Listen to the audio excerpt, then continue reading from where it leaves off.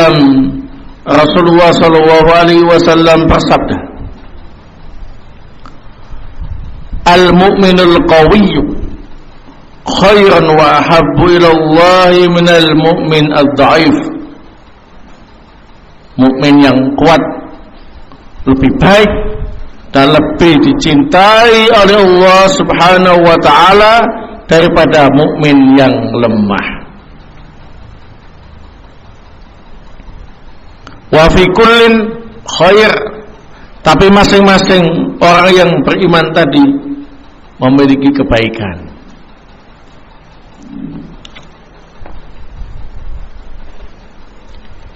Ihris ala ma yanfa'uk, bersemangatlah untuk melakukan sesuatu yang memberi manfaat padamu.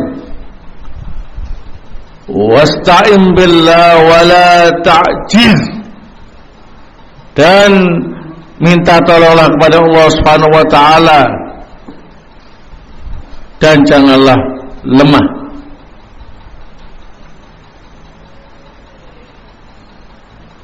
Wa in asabaka syai'un fala taqul law anni fa'altu kana kada wa kada.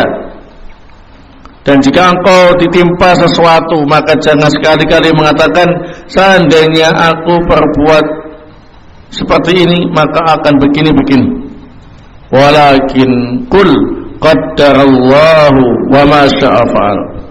Tapi katakanlah qaddarallah wa ma syaa fa'al. Semuanya sudah ditakdirkan oleh Allah.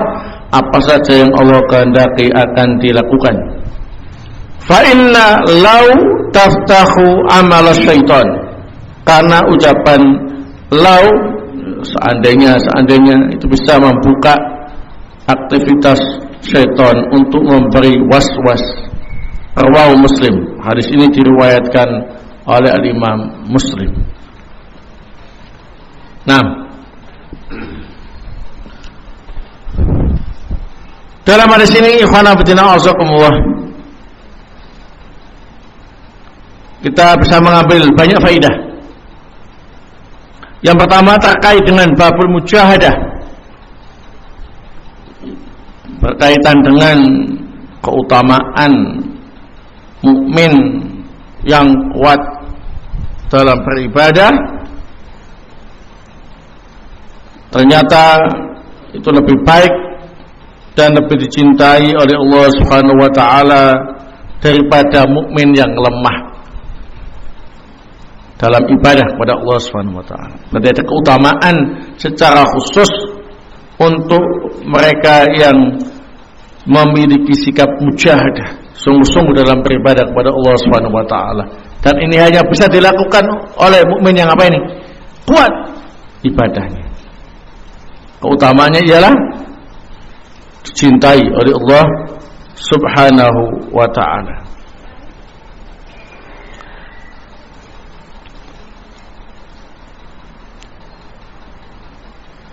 Nah, berkata Syekh Ibnu Utsaimin rahimahullah ta'ala, al-mu'min al-qawi yakni fi imanihi,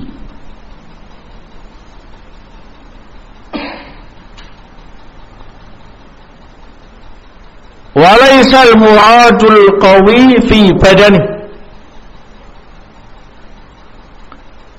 Mukmin yang kuat dalam hadis ini yang dimaksud ialah kuat imannya, bukan kuat badannya. Lianna quwwatal badan dhara 'alal insani idza istamalaha fi ma'siyatillah. Karena punya badan yang kuat, punya fisik yang kuat, itu bisa membahayakan seseorang jika digunakan untuk bermaksiat kepada Allah Subhanahu wa taala. Faquwwatul badan laysat mahmudatan wala madmumatan fi dzatihah. Kekuatan badan atau fisik itu tidak terpuji dan tidak tercela. Ya. in kana al-insanu istamala hadhihi al-quwwah fima yanfa'u fid dunya wal akhirah sarat mahmudatan. Tapi jika punya kekuatan fisik kemudian digunakan untuk sesuatu yang bermanfaat baik di dunia maupun di akhirat, maka ini terpuji. Wa in ista'ana bi hadhil quwwah ala ma'siyatillah sarat madmumatan.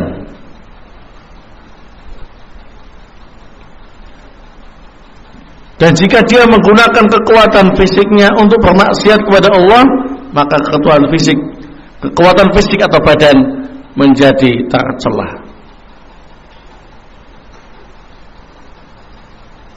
Nah, baik.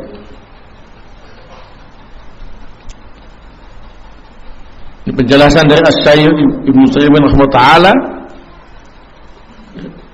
cukup jelas, ya, menghibur juga bagi mereka-mereka yang memiliki apa ini? Fisik yang lemah. Nah, baik. Kekuatan di sini ialah kekuatan iman, kekuatan ibadah, mujahadah dalam ibadah. Banyak yang orang fisiknya kuat, tapi kalau untuk ibadah enggak kuat.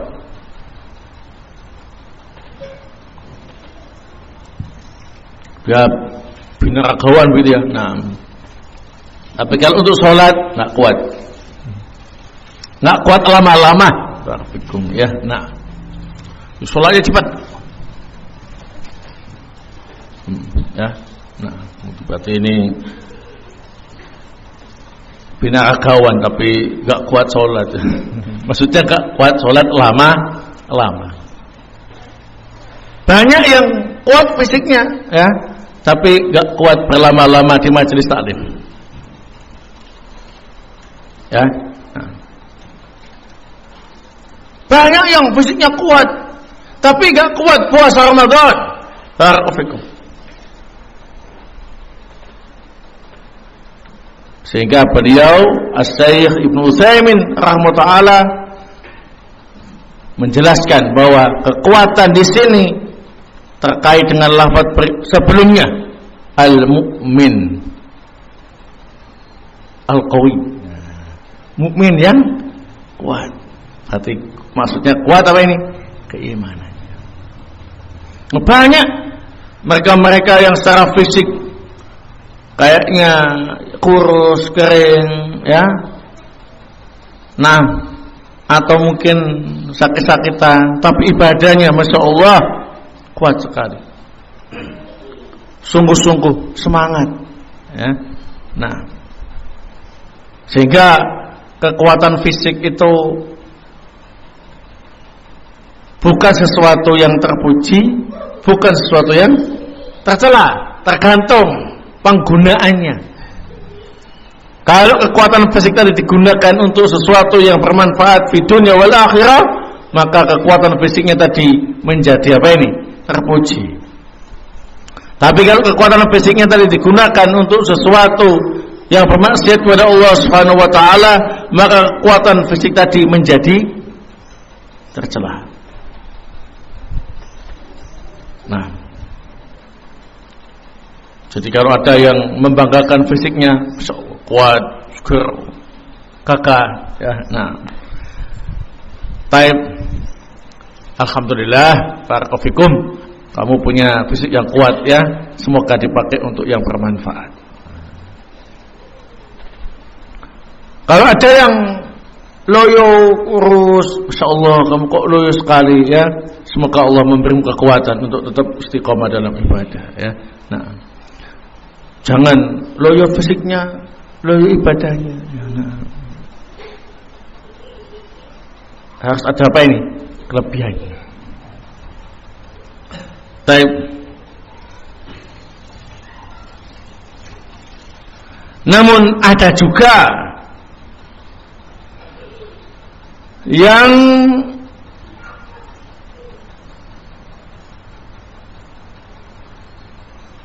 menjelaskan bahwasanya kekuatan di sini sifatnya umum. Wal qawi fi dinihi wa badanihi wa nafsihi wa aqli. Itu kekuatan agamanya masuk, kekuatan fisiknya masuk, kekuatan kepribadiannya masuk, kekuatan akalnya masuk. Nah, kalau mukmin agamanya kuat, fisiknya kuat, kepribadiannya kuat, akalnya juga kuat. Maksudnya akalnya kuat coba. Cerdas, ya. Akal yang kuat itu maksudnya apa ini? Cerdas, ya. Ini tentunya lebih baik daripada yang sebaliknya. Lemah agamanya, lemah fisiknya, lemah kepribadiannya, lemah apa ini? Akalnya. Nah, baik. Itu kalau digunakan untuk sesuatu yang apa ini? Bermanfaat. Jadi tidak ada pertentangan di antara pendapat masalah ini. Kalau yang mengatakan kekuatan di sini sifatnya umum, itu bagi yang menggunakan kekuatannya untuk apa ini? Yang bermanfaat di dunia wal akhirah. Maka itu baru lebih baik daripada yang dhaif. Tapi kalau kekuatannya tadi itu tidak digunakan untuk sesuatu yang bermanfaat, maka apa yang bisa dibanggakan? Nah, apalagi yang dhaif tadi hanya dhaif fisiknya, tapi kuat apa ini? Ibadahnya. Yang lebih baik.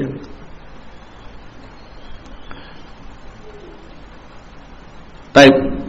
Kemudian Asy-Syaikh Ibnu Utsaimin rahimahullah menyatakan wa fi kullin khair.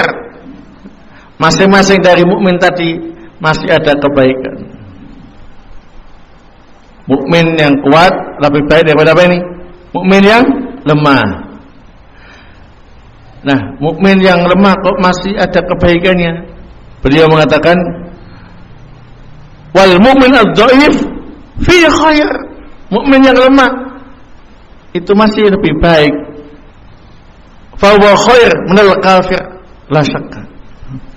Lebih baik daripada apa ini? Orang kafir.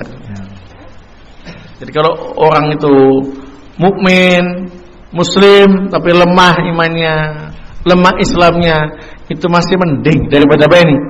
Orang kafir. Walaupun orang kafir ini kuat fisiknya. Nah, jadi orang itu muslim abangan. Muslim abangan apa? Ya, yang penting muslim ya. Itu masih lebih baik daripada apa ini? Yang jelas-jelas kafir.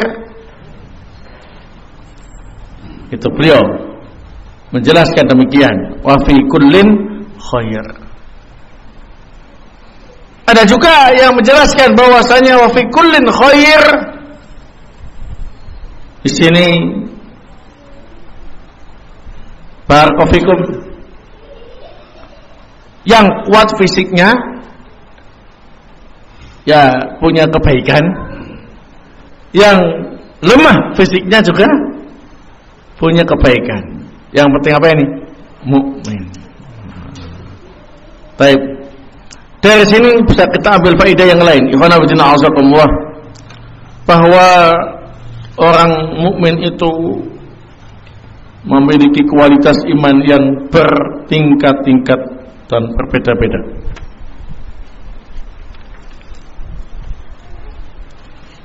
Ada yang kuat imannya, ada yang lemah, ada yang sedang-sedang, ya, baina hadza wa dzaka.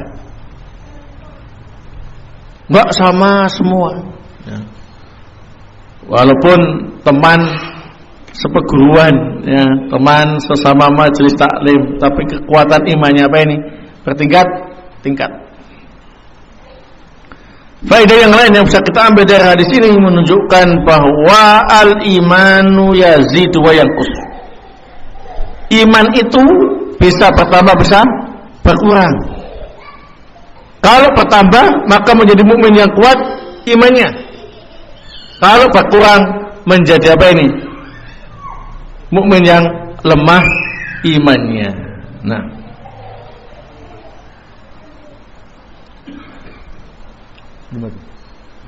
baik. Faedah yang lain yang bisa kita ambil.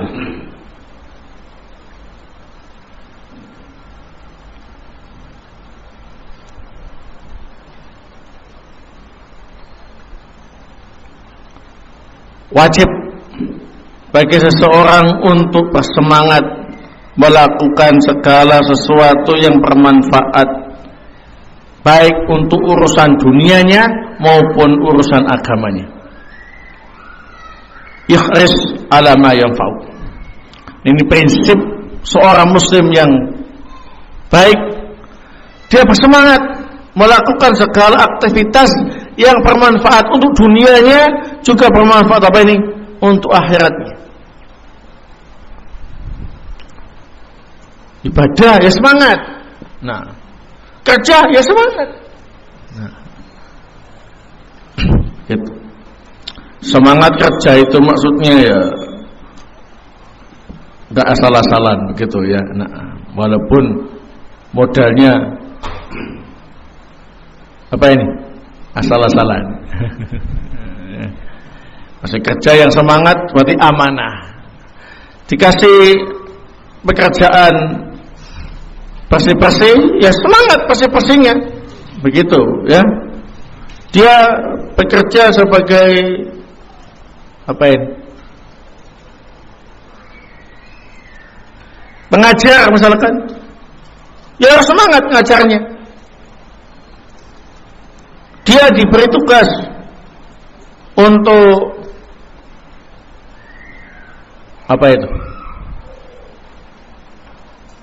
Merawat orang sakit, ya semangat merawatnya, ya.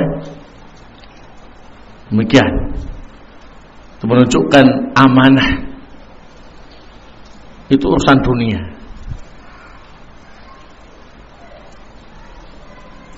Jadi ikhlas ala ma yanfa'u. Semangatlah melakukan apa yang bermanfaat bagimu.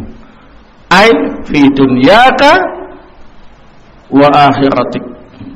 Dalam urusan duniamu dan akhiratmu. Ya, urusan akhirat jelas. Ibadah semangat, taklimnya semangat, ya. Hal-hal yang terkait dengan ibadah yang lain juga semangat. Nah, urusan dunia, ya semangat, ya. Bersih-bersih rumah, ya semangat. Ya, nah, gitu. Bekerja yang semangat, diberi amanah apapun semangat. Asalkan apa ini? Yang bermanfaat bagi kita semua. Barakallahu. Selanjutnya, wasta'in billah wala ta'jiz. Ini wajib bagi kita untuk minta pertolongan kepada Allah Subhanahu wa taala dalam setiap perkara.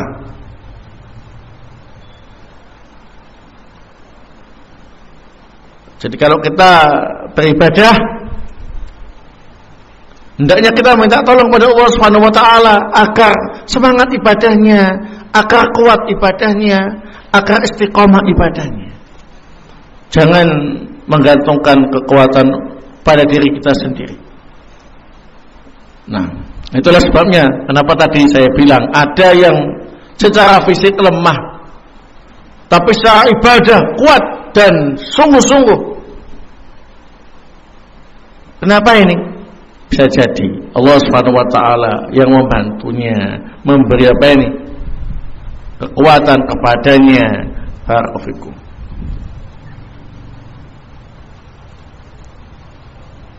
Ada yang kuat fisiknya. Kenapa dalam beribadah enggak kuat? Enggak semangat, enggak istiqomah. Nah ini karena tidak minta pertolongan kepada Allah Subhanahu wa taala. Ya. Nah, dalam masalah dunia juga begitu. Hendaknya kita minta pertolongan hanya kepada Allah Subhanahu wa taala. Jangan sampai minta tolong kepada selain Allah Subhanahu wa ta'ala, minta tolong kepada jin, minta tolong kepada orang-orang yang telah mati, minta tolong kepada apa ini, keris-keris pusaka, jimat-jimat yang ada di akik. Akik ada isinya. Saya kalau butuh apa-apa tinggal digosok saja. Tak boleh, ya, termasuk kesyirikan. Faedah berikutnya, wala ta'jiz. Seorang muslim dilarang bermalas-malasan.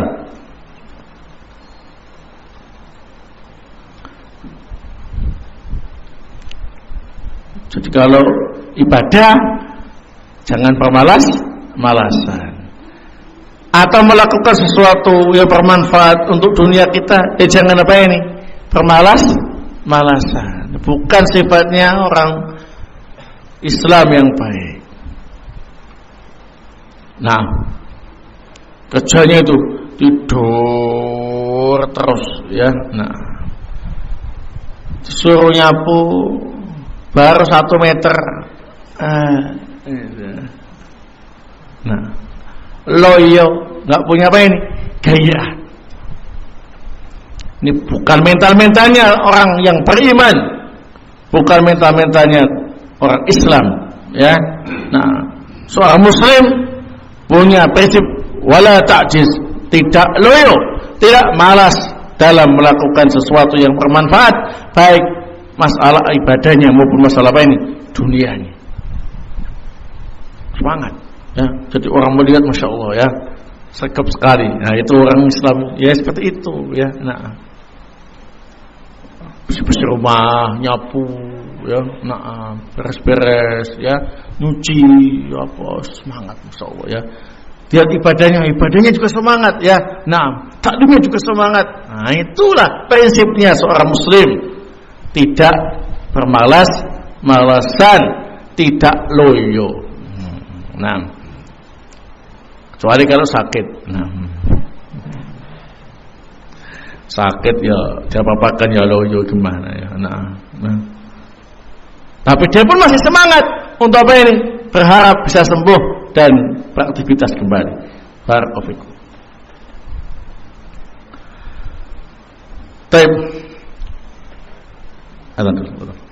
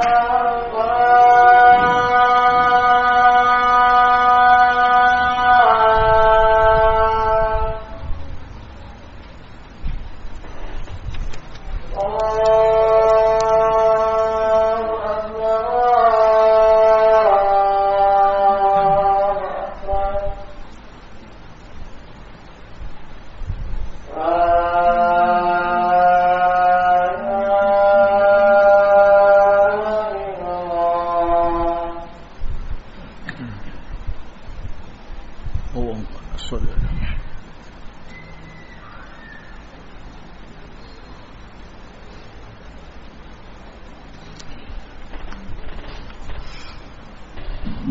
barakallahu fikum. Kita lanjutkan faedah berikutnya. Dalam hadis ini, ikhwanatina azakumullah, terdapat keimanan terhadap takdir.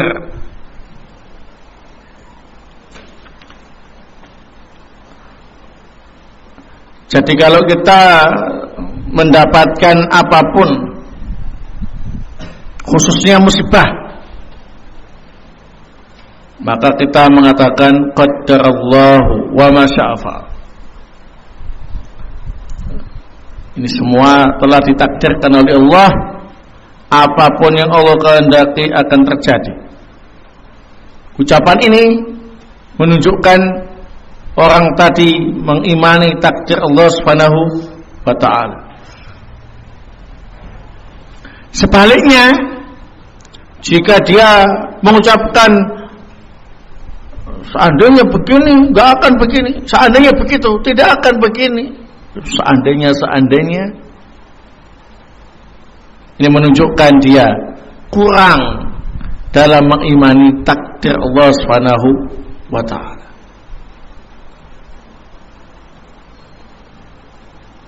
Nah, paham ya?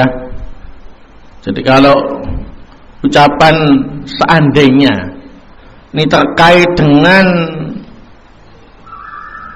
kurang terima dengan takdir Allah Subhanahu wa ta'ala, maka hukumnya haram,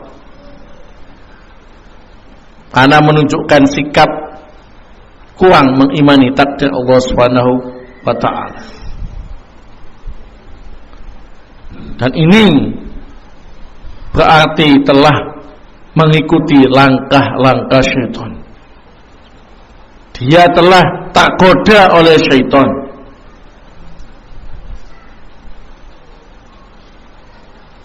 Tapi kalau ucapan andai tidak ada kaitannya dengan kurang terima dengan takdir Allah, maka tidak apa-apa. Ya. Andai aku punya uang banyak, ya, insya Allah aku akan umrah. Itu tidak apa-apa. Sebagaimana Rasulullah SAW ketika beliau puasa Asyura tanggal 10 Muharram, ini ternyata dapat laporan bahwa orang-orang Yahudi juga puasa tanggal 10 Muharram. Maka beliau pun mengatakan, seandainya tahun depan aku masih hidup, ya, aku akan puasa tanggal 9-nya. Maksudnya aku puasa juga tanggal 9-nya. Tapi beliau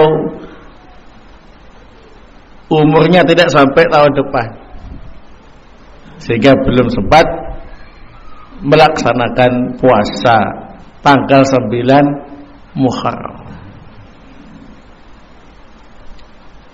Namun faedah yang bisa kita ambil di sini, beliau mengatakan dengan kata-kata lau, andai, ya, tapi bukan dalam rangka tidak terima dengan takdir Allah Subhanahu wa ta'ala, atau kurang puas dengan takdir Allah Subhanahu wa ta'ala, atau mengomentari takdir Allah Subhanahu wa ta'ala. Tidak, maka tidak masalah. Jadi ada lau yang boleh, ada lau yang tidak boleh. Enggak semua lau membuka pintu setan untuk memberi was-was kepada Bani Adam. Lau yang menyebabkan setan bisa masuk memberi was-was dan menggoda Bani Adam adalah lau yang terkait dengan apa ini? Rasa kurang terima dengan takdir Allah Subhanahu wa ta'ala, protes dengan adanya takdir Allah Subhanahu wa taala ya yang menimpa dirinya. Nah, contohnya tadi itu dia kulaan cuma sedikit ya. Nah, pikirnya paling-paling enggak laku semua ya. Ternyata setelah digelar barang dagangannya dalam hitungan 5 menit habis. Sudah bilang, seandainya aku kulaan banyak, keuntunganku bisa 10 kali lipatnya. Nah, segini aja 5 menit, kalau sekian gini ya, hanya butuh beberapa menit saja untuk menambah pundi-pundi keuntunganku ya. Nah, dia kurang mengimani takdir Allah Subhanahu wa taala. Kenapa? Ya belum tentu. Nah, seandainya kulaan banyak, nah mungkin yang beli juga cukup itu saja. Hitungan 5 menit, tapi selanjutnya nggak ada yang beli. Hanya barang yang segitu saja, sisanya nggak. Ah, ini nggak boleh, ya. Nah, paham ya? Nah, ini masalah lalu. Selanjutnya, dalam hadis ini, kita bisa mengambil faidah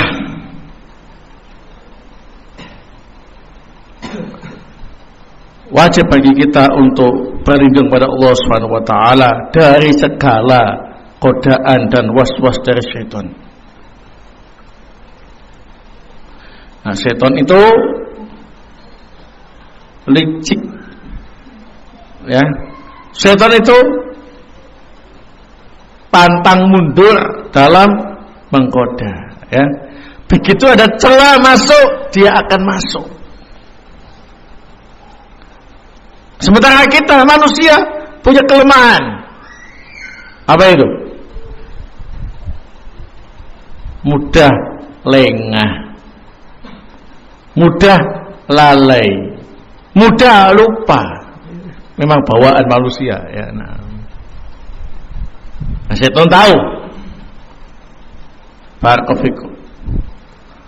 Maka untuk menutupi kekurangan kita sebagai manusia yang punya bawaan-bawaan semacam tadi, ialah dengan apa ini?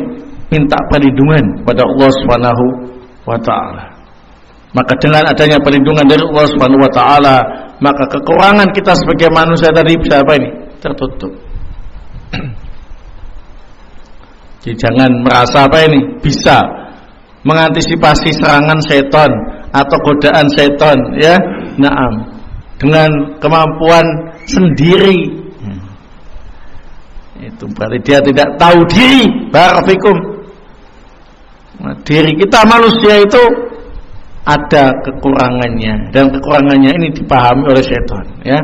Lengah, lalai, lupa. L3 ya. Lengah, lalai, lupa ya. Ini setan tahu, sehingga kita nggak boleh merasa bisa sendiri dalam mengantisipasi was-was atau godaan syaitan. Harus beristiadzah kepada Allah Subhanahu wa taala, berlindung kepada Allah Subhanahu wa taala. Sehingga ucapan kita, tindakan kita atau apa saja yang kita lakukan dilindungi oleh Allah Subhanahu wa taala dari apa ini? Gangguan dan was-was dari syaitan. Barakallahu. Nah, adapun hadis berikutnya yang ke-7 insyaallah akan kita lanjutkan pada pertemuan yang akan datang. Semoga pertemuan kita yang singkat ini bermanfaat dan membawa barokah, dan semoga Allah Subhanahu wa taala memberi kita sikap mujahadah dalam ibadah, dan semoga Allah Subhanahu wa taala melindungi kita semua dari gangguan dan godaan syaitan. Amin ya rabbal alamin. Subhanakallahumma wa bihamdika asyhadu an la ilaha illa anta astaghfiruka wa atubu ilaik.